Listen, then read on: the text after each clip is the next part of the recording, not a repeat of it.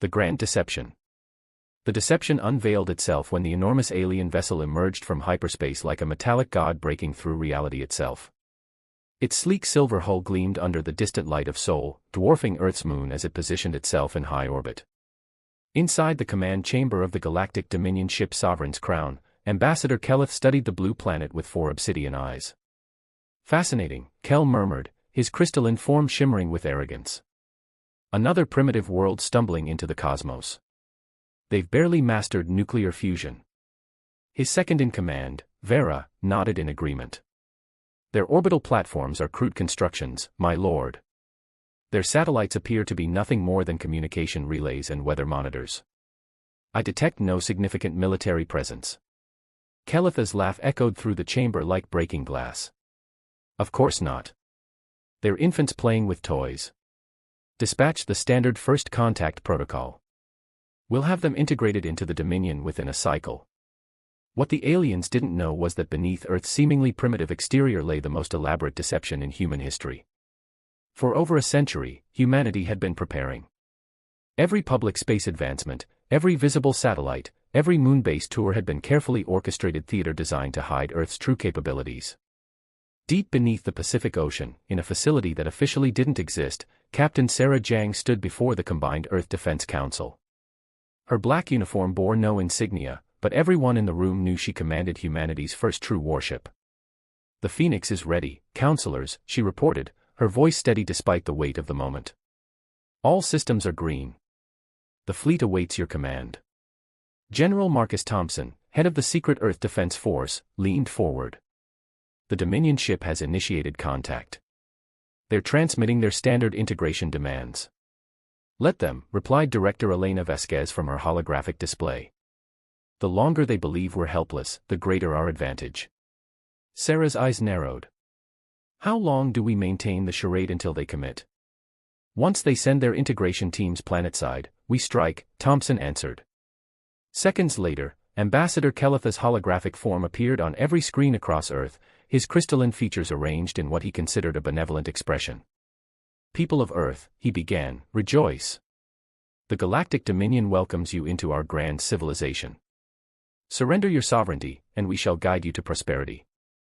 Resist, and face consequences beyond your comprehension." In New York, President Harrison watched the broadcast with a carefully practiced expression of fear. Around her, advisors who knew nothing of Earth's true capabilities genuinely panicked, their reactions authentic, exactly what the aliens expected to see. Meanwhile, hidden in lunar craters, beneath ocean trenches, and camouflaged within asteroid fields, humanity's true fleet powered up. The Phoenix, flagship of Earth's space navy, was unlike anything the public imagined possible: 500 meters of advanced armor, quantum shielding, and weapon systems that would make the Dominion question their superiority. Commander Adrian Rivers checked his ground forces readiness from his command center beneath Mount Everest. "All units report combat ready, Captain. The moment they land, we'll show them what Earth's really made of." Sarah nodded to her view screen. "Good hunting, Adrian. We'll handle things up here." As predicted, the Dominion deployed their integration pods. Hundreds of small craft descended toward major population centers, each carrying administrators ready to assume control. Their leaders appear compliant. "No military response detected," Ambassador Varick reported. "Primitive species always choose submission over annihilation," Kel replied. That was when everything changed. From the dark side of the moon, the Phoenix emerged. Its black hull was nearly invisible against space, but its presence was unmistakable as it accelerated toward the Dominion ship. Simultaneously, hidden facilities across Earth opened their blast doors. Hundreds of atmospheric fighters rose from underground hangars, their anti-gravity drives propelling them toward the descending integration pods. "We're detecting multiple hostile vessels," Ambassador Varick exclaimed. Keleth's crystalline form flickered with disbelief. "Impossible. Our scans showed." "Quantum masking fields," Sarah's voice cut through their communications. "We've been hiding our true capabilities for generations, waiting for someone like you to make the mistake of underestimating us." The Phoenix opened fire. Particle beams designed specifically to penetrate Dominion shields struck the Sovereign's Crown with devastating precision. The massive alien ship shuddered under the assault. Across Earth's skies, atmospheric fighters engaged the integration pods. Advanced human weaponry tore through alien craft that had been designed to intimidate primitives, not face actual resistance. "This is Captain Jang of Earth Defense Command," Sarah broadcast. "You have one chance to withdraw peacefully. Continue your invasion, and we will demonstrate exactly how primitive we are." Kelith's rage manifested as sharp geometric patterns across his crystalline skin. "You dare threaten the Dominion? We have conquered 1,000 worlds. And not one of them saw you coming," Sarah replied coldly. "We did. We've been studying your tactics, analyzing your technology, and preparing for this day since before your empire reached this arm of the galaxy." The Phoenix launched a volley of quantum torpedoes. The Dominion ship's shields, designed to handle energy weapons from less advanced civilizations, buckled under the assault. Secondary explosions rippled across its hull. On Earth, Adrienne's ground forces emerged from hidden bunkers. Powered armor units engaged landed Dominion troops with ruthless efficiency. The aliens, expecting to face frightened civilians, found themselves battling soldiers equipped with technology that rivaled their own. "Our ground forces are being overwhelmed," Ambassador Vera shouted over the chaos. "The humans have energy weapons, combat drones, tactical shields. How could they hide this from us?" Kelith demanded. Sarah's ship moved into attack position, its weapons targeting the Dominion vessel's critical systems. "Because you never bothered to really look. You saw what we wanted you to see. Every satellite, every space station, every public rocket launch was a performance. The real Earth has been preparing for visitors like you." The battle raged across Earth's orbit and atmosphere. Human ships, smaller but more maneuverable than their Dominion counterparts, executed precise strikes against the alien fleet. Advanced AI systems coordinated attacks with millisecond precision. Lieutenant Commander James Chen led his fighter squadron against a group of Dominion cruisers. Delta formation, target their engine clusters. His squadron's plasma cannons found their marks. The cruisers, designed to intimidate primitive worlds, proved vulnerable to Earth-specifically engineered weapons. Back aboard the Sovereign's Crown, Kelith watched his invasion force crumble. "Signal the fleet. Full retreat." But Earth wasn't finished making its point. As the Dominion ships attempted to flee, they found themselves trapped in an artificial gravity well generated by a network of hidden satellites. "You came here thinking we were children taking our first steps into space," Sarah announced. "Instead, you found a species that learned to walk in shadows, preparing for the day when giants like you would try to step on us." The Phoenix moved in for the killing blow, its main cannon, a weapon that channeled zero-point energy, targeted the Sovereign's Crown's command section. "Wait." Kelith transmitted desperately. "We can negotiate." Sarah paused, her finger hovering over the firing control. "Negotiate? You came here demanding our surrender. You threatened our people with annihilation." "A misunderstanding," Kelith pleaded, his arrogance replaced by fear. "The Dominion can offer alliance, trade." "The Dominion will offer nothing," Sarah interrupted. "Earth will dictate terms. First, you will withdraw all forces from our system immediately." As the alien fleet began its humiliating retreat, humanity's true nature stood revealed, not as primitive newcomers to the galactic stage, but as patient predators who had waited in the shadows, learning, preparing, and finally striking when the moment was right. The message spread quickly through Dominion space: Earth was not to be trifled with. The humans had played the longest game, and they had won their opening move spectacularly. From his command center, General Thompson watched the retreating alien ships. "Phase 1 complete. The galaxy knows we exist now." Director Vasquez nodded. "And they know we're not prey. We're players." As the Phoenix and her sister ships took up defensive positions around Earth, Captain Sarah Jang allowed herself a small smile. Humanity's grand deception was over, but their true journey among the stars was just beginning. The counterattack. Within hours, reinforcements began arriving at the edge of the solar system. Kelith, his pride wounded and his reputation at stake, had called for backup. 12 heavy battleships, each 3 times the size of the Phoenix, emerged from hyperspace with weapons charged. "They're forming a blockade pattern," Sarah studied the tactical display aboard her ship. "They want to contain us." Typical Dominion strategy, her tactical officer, Lieutenant Maria Rodriguez, noted. "They'll try to starve us out, force a surrender through attrition. Sarah shook her head. They still don't understand. We've been preparing for this scenario too. Deep within Earth's military command, General Thompson coordinated the global response. Activate all orbital defense platforms. Bring the lunar batteries online. It's time to show them our full hand. What appeared to be ordinary communication satellites suddenly revealed their true nature, weapons platforms emerging from concealed compartments, turning Earth's orbit into a fortress. The moon itself bristled with hidden rail guns and missile silos. Admiral Vexer, commanding the Dominion reinforcement fleet, transmitted his ultimatum: humans of Earth, your resistance has been noted and will be punished. Surrender now, and some of you may yet survive to serve the Dominion. Sarah opened a channel to all Earth forces. Remember your training. Remember why we fight, not just for Earth, but for every species that ever fell to the Dominion's arrogance. The battle began with a ferocity that shocked even veteran Dominion commanders. Earth's fleet, though outnumbered, fought with coordination and precision born of decades of preparation. Every ship knew its role, every weapon had been designed with Dominion vulnerabilities in mind. Commander Adrian Rivers watched from his command bunker as the space battle unfolded. Ground forces stand by. They'll try atmospheric entry once they realize they can't win in orbit. His prediction proved accurate. As the Phoenix led a devastating strike against the Dominion's left flank, several alien dropships attempted to bypass the orbital defenses. They were met by Earth's atmospheric defense grid, a network of hidden installations that turned the sky into a killing field. Plasma batteries engaging, reported Captain Lisa Wong from her position in the Himalayas. Targets locked.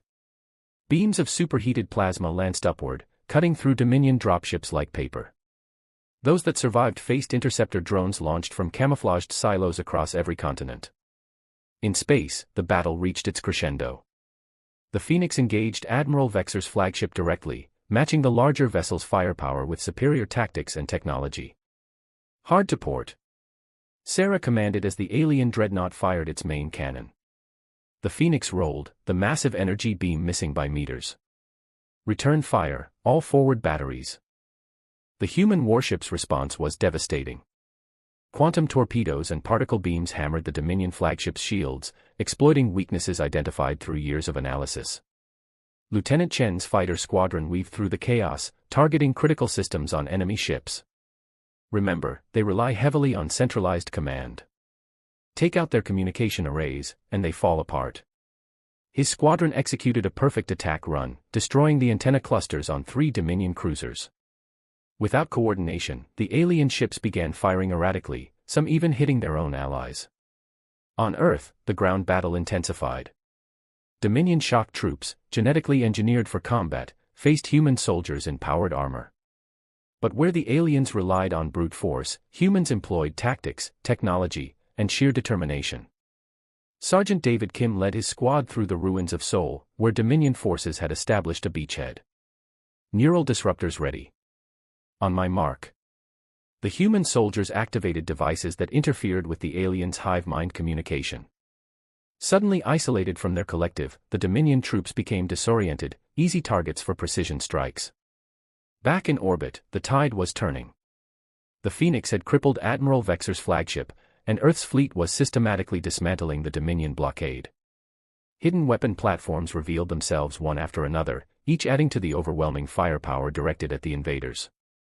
Sarah transmitted to the burning alien Dreadnought, Admiral Vexer, this is your final warning.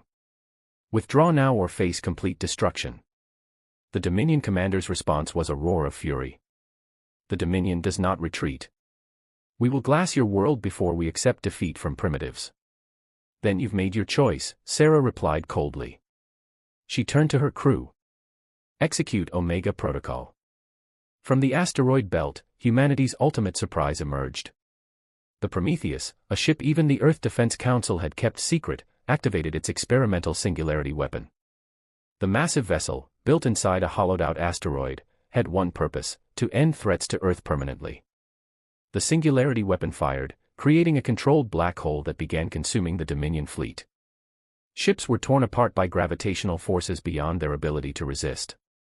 Admiral Vexer's Dreadnought, already crippled, was pulled inexorably toward oblivion. Impossible. Vexor screamed over the comm, "No primitive species could possess such technology." "We stopped being primitive the moment you decided we were," Sarah responded coolly. As the Dominion fleet was systematically destroyed, Earth's forces pressed their advantage. Ground troops liberated cities across the globe, fighter squadrons secured orbital space, and lunar batteries picked off any alien ship attempting to escape. Ambassador Kelleth, watching the destruction from his damaged vessel, finally understood the magnitude of his miscalculation. The humans hadn't just prepared for invasion, they had prepared for war with an empire. Every aspect of their society had been geared toward this moment, hidden behind a facade of technological infancy. The battle lasted 18 hours. When it ended, the Dominion Expeditionary Force was completely destroyed.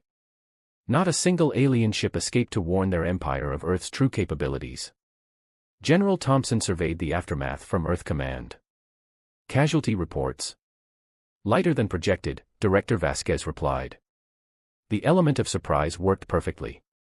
They never adapted to our tactics." Sarah brought the Phoenix into low Earth orbit, her ship scarred but victorious. "What's our next move now?" she asked. "We take the fight to them," Thompson said grimly. Victory celebrations were tempered by the knowledge that this was just the beginning. Humanity had won its first battle against the Dominion, but the war for true independence was only beginning. In the wreckage of alien ships, human salvage teams found confirmation of what Earth's leaders had long suspected: the Dominion had conquered hundreds of worlds, each time using the same tactics that had failed so spectacularly against Earth. "We're not just fighting for ourselves anymore," Sarah told her crew as they watched salvage operations from the Phoenix's bridge. "We're fighting for every species the Dominion has oppressed." As Earth's fleet regrouped and repaired, preparations began for the next phase. Humanity would no longer hide in the shadows. They would take their place among the stars, not as subjects of an empire, but as liberators. The Dominion had thought Earth was easy prey. They learned, at terrible cost, that humans were anything but primitive. Now the galaxy would learn that lesson too. Liberation. As the dust settled in Earth's orbit, Admiral Sarah Jang convened a council aboard the Phoenix. Representatives from every branch of humanity's defense forces, Space Navy, Ground Command, Intelligence Services, stood ready, united by a single purpose. They turned their attention outward, toward the star lanes once ruled by the Dominion. "Our first objective," Sarah began, "is to establish secure corridors for relief and reconstruction. We'll deploy survey teams to worlds recently vacated by Dominion forces." Lieutenant Commander James Chin stepped forward. "We've already encoded jump coordinates for 3 systems within range: Kepler 186f, TRAPPIST-4, and Gliese 581g. Each hosts resistance cells that can assist with initial landings." Below in Earth's United Defense Archives, General Marcus Thompson directed the mass mobilization of transport fleets. "Prepare medical, engineering, and diplomatic contingents," he ordered. "This is not merely a military operation. We must demonstrate humanity's commitment to liberation, not conquest." Meanwhile, Director Elena Vasquez monitored communications from newly contacted species. "We've intercepted messages from the Kilani on Kepler 186f, she reported. "They're organizing relief efforts. They request classrooms and water purification units for the children, to rebuild more than just infrastructure." At last, the day came for humanity's first true expedition beyond the solar system. The Phoenix led a convoy of cruisers, transports, and support ships through a shimmering jump gate. As they emerged near Kepler 186f, they were greeted by a fleet of native vessels, slender bioorganic ships shaped like aquatic creatures, their occupants waving banners of friendship. On the world's azure shores, Admiral Jang planted a flag, not of conquest, but of unity, a globe encircled by interlocked hands. She spoke through a universal translator to assembled Kilani elders and human delegates alike. "We come not to rule but to stand beside you," she declared. "Together we will rebuild these planets so that tyranny dies forever." Over the following weeks, joint task forces dismantled Dominion relics, harvest rigs, communication towers, psychic enslavement arrays, replacing them with community councils and co-managed assemblies. Human engineers shared their advanced terraforming techniques to replenish depleted ecosystems, while native scholars taught humanity about local biomes and traditions. Back on Earth, the Treaty of Unity was ratified by 74 liberated worlds. The newly formed Galactic Alliance established its charter, voluntary membership, mutual defense, open trade, and scientific exchange. Earth's ambassador, former Admiral Sarah Jang, cast the deciding vote to enshrine freedom of planetary self-determination as the Alliance's core principle. Years passed, and humanity's reputation evolved from cunning tricksters to steadfast liberators. Stories of Earth's grand deception were told alongside tales of compassion, innovation, and solidarity. In distant star systems, memorials stood to honor both human and alien lives lost in the struggle for independence. And on a quiet morning, as the Phoenix sailed into the sunrise of a new frontier, Admiral Jang, now a seasoned envoy, reflected on how deception had become the seed of hope. Beneath that ruse lay a greater truth: when a people commit themselves to justice, patience and preparation become their greatest weapons, and liberation their legacy. The Void. As the Galactic Alliance settled into its rhythm of cooperation, a new generation of explorers prepared to chart the unknown. Academy graduates, human and alien alike, trained aboard Unity Station, mastering starship operations, diplomacy, and the art of cultural exchange. Lieutenant Aaron Patel, once a cadet on Earth's secret training ship, now captained the Dawnlight, a science vessel tasked with mapping uncharted sectors. His crew included astrophysicist Dr. Mariel One from Earth, engineer Corin, a Killen specialist in hydroponics, and xenolinguist Aya Chin, daughter of Commander James Chen. Together, they embodied the Alliance's promise: unity through diversity. Their first mission led them to a nebula shrouded in iridescent gases, where sensors detected faint energy signatures, echoes of a civilization lost to time. As Dawnlight emerged from hyperspace, the crew beheld floating ruins, derelict stations gravely scarred by unknown weaponry, yet still humming with residual power. "We're the first to see this in centuries," Aya whispered, tracing glyphs etched into a fractured console. "It's not Dominion script." Dr. One studied spectral readings. "These energy patterns predate Dominion technology by millennia. We may have stumbled upon an even older empire." Suddenly, the station's dormant systems flickered to life. Holographic corridors illuminated around them, revealing translucent figures, memories stored in ancient databanks. Corin's scanners detected a message loop, a plea for help repeating in a language long extinct. Lieutenant Patel studied his voice overlay. "Translation protocols. Perhaps we can reconstruct their vocabulary." As hours passed, the crew deciphered fragments: a catastrophic event, biological experiments gone awry, and a warning to any who followed to beware the void between the stars. Back on Unity Station, Ambassador Sarah Jang, now ambassador to the Alliance Council, received their transmission. Her eyes narrowed at the final decoded phrase: "Once awakened, the void remembers." "Prepare a task force," she ordered. "We cannot ignore a civilization's dying warning. Send Dawnlight and escort vessels. This could be the first true challenge to our hard-won peace." Meanwhile, across allied worlds buzzed with excitement. New recruits dreamed of distant ruins and ancient mysteries. Citizens celebrated the Alliance's enduring success. Yet no one forgot Earth's lesson: vigilance must accompany liberty.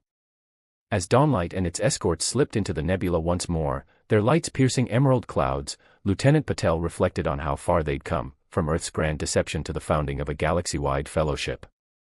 Humanity and its allies had turned shadows into strength.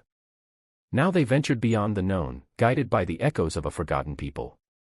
And though the void may remember, so too would these explorers, prepared, united, and ready for whatever awaited them among the stars.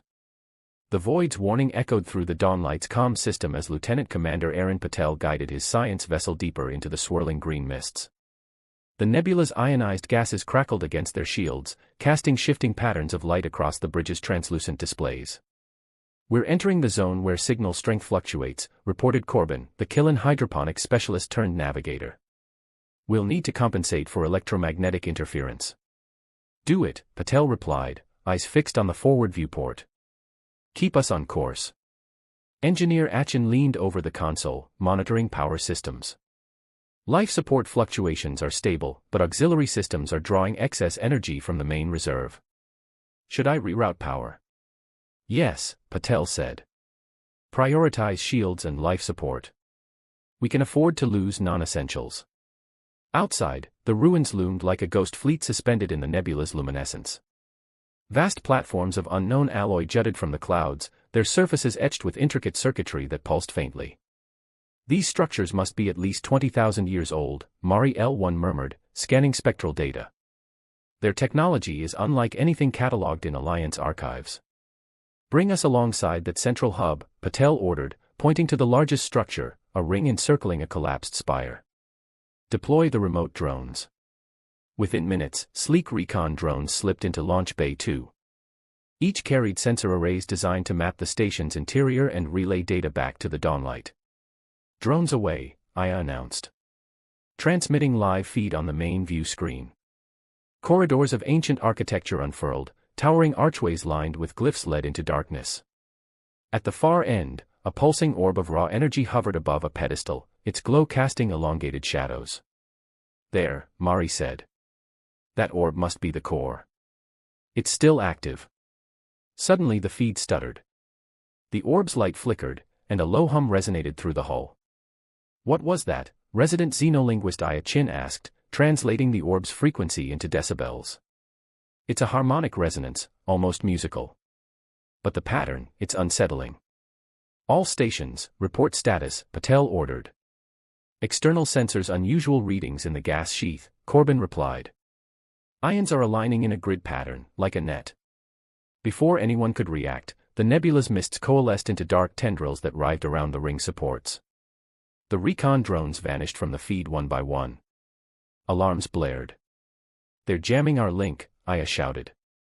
We've lost drone 3 and 4. Helm, power evasive maneuvers. Patel commanded. Get us clear of the station. But the Dawnlight shuddered as an unseen force rippled through space. Gravity distortions tore at the hull. Outer shields to maximum. Mari yelled, her hands flying over her console.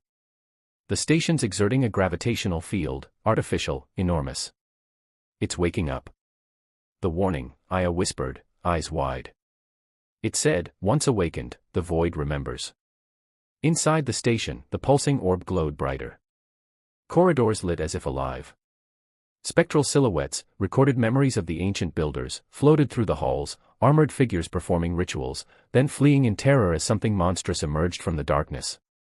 We have to pull back, Patel said. This is beyond a simple exploration.